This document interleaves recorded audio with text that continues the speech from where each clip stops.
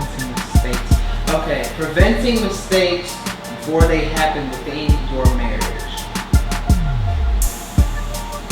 For some reason, it gives me toxic vibes. Why? I don't know why. I think the trendy word to say is toxic, but really the word that needs to be said and expressed is communication. So when you have a partner that you've been with a certain amount of time, you know the little things or buttons that gets them to flare up. You know what, quote unquote, grinds their gears. So when you know that my wife hates when I leave my left shoe 10 feet before I get to my actual wardrobe box or where all my shoes are, you know that you're not gonna do that no more, because this is an argument that you do not want to even get into. So let's put that into simpler terms. What happened? What happened? Wait, hold on. What's up? It said I'll cut this. Rubber cigar reduced too much. Got 328 views. Who? Reduced too much? Got 328 views? I believe it. Yeah. No, that's what we saying. We keeping that there. Sorry, I got 220. Yeah. Anyway. Yeah. Go ahead, keep going. Talk that talk podcast. Talk your shit. Keep going. Yeah. Basically, you just know your partner. When you know your partner, you know what triggers whatever they don't believe in and what they hate. In a relationship, you tend to prevent it before it happens. So, in my personal example, I know my wife hates when I interrupt her. She can be wrong from the start of the argument. If I know you could be wrong from the start. Correct, for sure. And that example doesn't apply, because if I'm wrong from the start of the argument, I'm gonna be real. I admit my mistakes. Even if my wife doesn't admit, she knows from her heart that she does not admit when she's wrong. It'll take her 2 to 3 days to give her, all right, I was wrong. Me, as soon as I hear that wrong mistake, I say, yep, I shouldn't have did that, or I was wrong on that point. With Danny though, what happens is she hears, or she will interfere or interrupt you as you're going on. She'll go, but I hear what you're saying, but you're listening to react when really you're listening to interrupt, when really you should be listening to actually listen.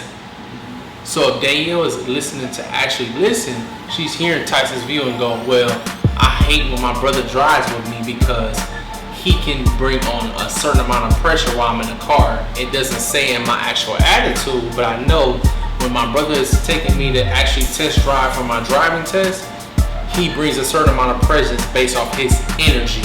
This is who he is. It's something that I can't handle while I'm driving. Once you admit that, Danny goes, but Gaylon's a good guy and he knows that he can do this and I know he can teach you how to do all that. That's being reactionary. But when you go into it and going, okay, let me listen to Tyson, but on top of that, let me dissect it in a point where I'm going to be able to give him a guidance and tip on emotional intelligence and where he went wrong in reacting, or Danielle reacting into the point of that conversation. When you do that, that's when I can go, okay, me and Danielle talking. Me and Danielle can be talking and go, okay, why was Tyson reacting the way that he was reacting? Excuse me, I'm sorry. My little brother hates when I drive with him. He doesn't understand the pressure that I say when I'm talking to him while he's driving. Because you overanalyze. And I do.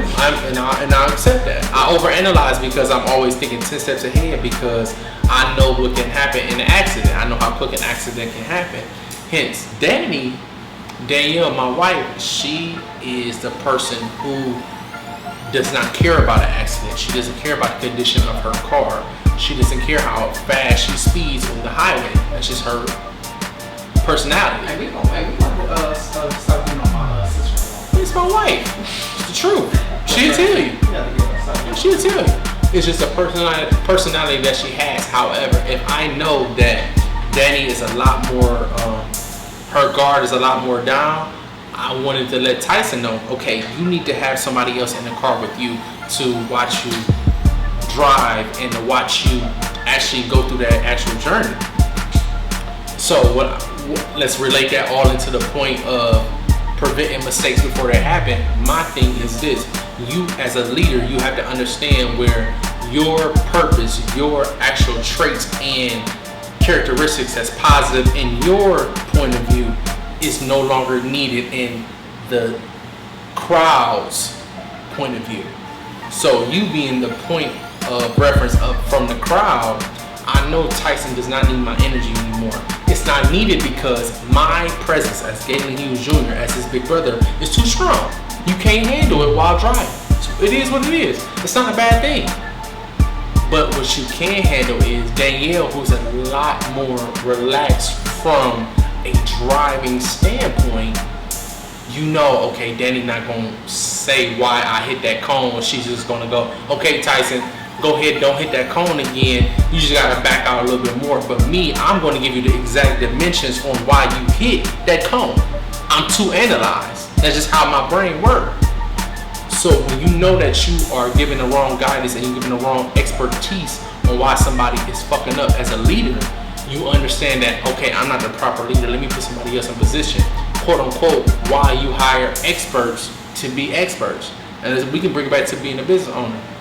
When you're a business owner and you know that you're not good at a certain thing, you're going to bring somebody else in and go, okay, he's good at this. Let me step outside that role so I can make sure the business or brand gets elevated from that point. You're not going to keep trying to nickel and dime and manage all of them roles because you're going to know it's hurting the brand and you're losing out on money or revenue. It don't make sense. So you're going to always have somebody as an expert to keep going and going and going because the brand is more important. And also related to a marriage, your marriage is more important because you know this is my partner. I know she knows that she's still working on this, but she might not be in the actual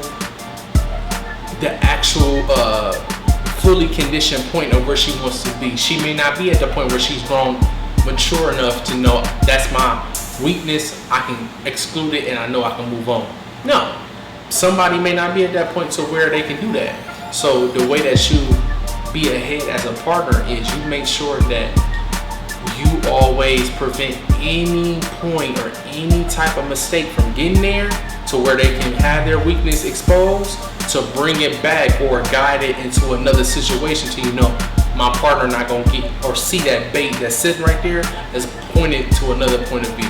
That way everybody is at a happy medium and you also go, my relationship is still at a strong standpoint versus an argument or a disagreement comes to the surface.